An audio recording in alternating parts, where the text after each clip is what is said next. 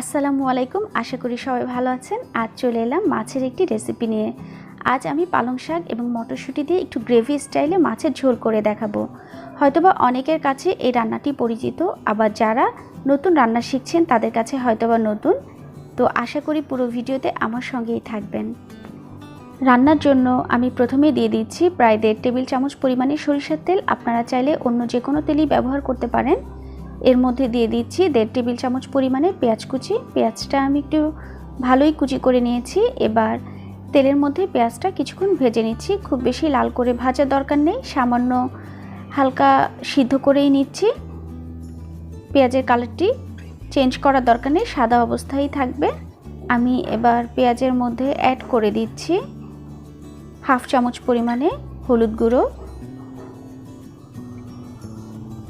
1/2 চামচ মরিচ গুঁড়ো, ঝালটা আপনাদের পছন্দ মতো দিতে পারেন, 1/2 চামচ ধনিয়া গুঁড়ো, 1/2 চামচ জিরে গুঁড়ো।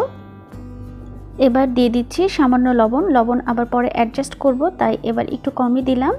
এবার সামান্য পানি দিয়ে মশলাটা খুব ভালো মতো কষিয়ে নিচ্ছি। আমি এই রান্নায় খুব বেশি মশলা ব্যবহার করছি না।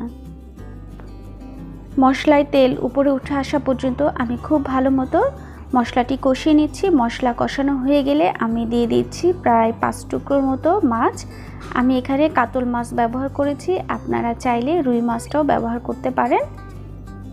আমি মাছগুলো এই মশলার মধ্যে কিছুক্ষণ কষিয়ে নিচ্ছি, তবে এখানে এক্সট্রা কোনো পানি অ্যাড করব না। আমি ঢেকে মিডিয়াম লো আঁচে মাছগুলো কষিয়ে নিচ্ছি। এবার ঢাকনা খুলে মাছগুলো উল্টে দিচ্ছি। এই মাছ কষাতে খুব বেশি সময় লাগবে না, 3 থেকে 4 মিনিটের মতো সময় লাগবে। আমার মাছ কষানো হয়ে গেছে। আমি এবার মাছগুলো একটি প্লেটে তুলে নিচ্ছি।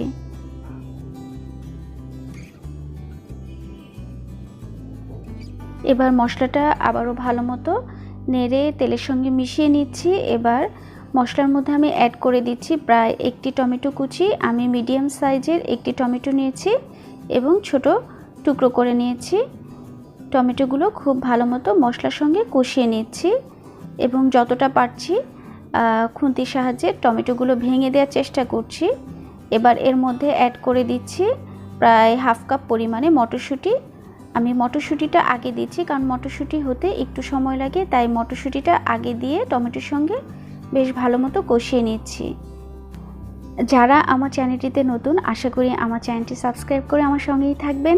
আর যারা অলরেডি এতদিন আমার সঙ্গে ছিলেন তাদেরকেও অসংখ্য ধন্যবাদ। আমি মটরশুঁটি এবং টমেটো কিছুক্ষণ ঢেকে দিলাম। এবার ঢাকনা খুলে আমি মটরশুঁটি টমেটোগুলো আবার খুব ভালো মতো নেড়ে নিচ্ছি। আমার মটরশুঁটি প্রায় 50% মতো সিদ্ধ হয়ে গেছে। এবার আমি এই মটরশুঁটির মধ্যে অ্যাড করে দিচ্ছি পালং শাক। আমি এখানে খুব বেশি পালং শাক দিচ্ছি না, প্রায় 1 আটির মতো পালং শাক দিয়েছি। পালং শাক আমি ধুয়ে পরিষ্কার করে ছোট টুকরো করে নিয়েছি। এবার পালং শাক এবং মটরশুঁটি মশলা খুব ভালো মতো মিশিয়ে নিচ্ছি। পালং শাকটা আমি মশলার সঙ্গে খুব ভালো মতো কষিয়ে নিতে চাচ্ছি, তাই আমি খুব ভালো মতো নেড়ে সামান্য ঢেকে দিচ্ছি।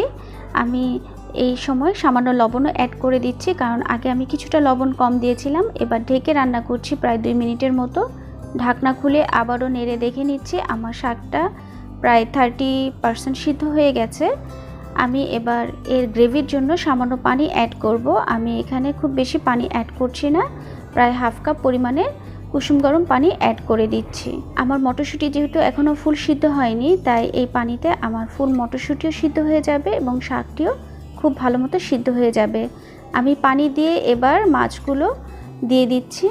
মাছের সঙ্গে যে এক্সট্রা মশলাগুলো ছিল সেই মশলাগুলো সহ আমি শাকের সঙ্গে খুব ভালো মতো নেড়ে মিশিয়ে দিচ্ছি। এবার আমি চুলোর আঁচ হাই করে রান্না করছি প্রায় 3 থেকে 4 মিনিটের মতো। এর মধ্যে মাছগুলো একবার উল্টে দিলাম।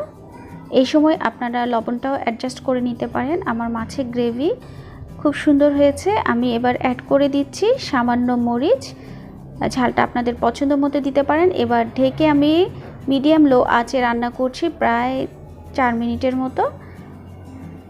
ঢাকনা খুলে দেখিয়ে দিচ্ছি, দেখুন আমার মাছের গ্রেভিটা খুবই সুন্দর হয়েছে, দেখতেও যথেষ্ট ইয়াম্মি হয়েছে। আশা করি আপনারাও বাসায় ট্রাই করবেন। আর এতক্ষণ আমার সঙ্গে থাকার জন্য ধন্যবাদ সবাইকে। নিজের যত্ন নিন, পরিবারেরও যত্ন নিন। ভালো থাকবেন সবাই। আল্লাহ হাফেজ।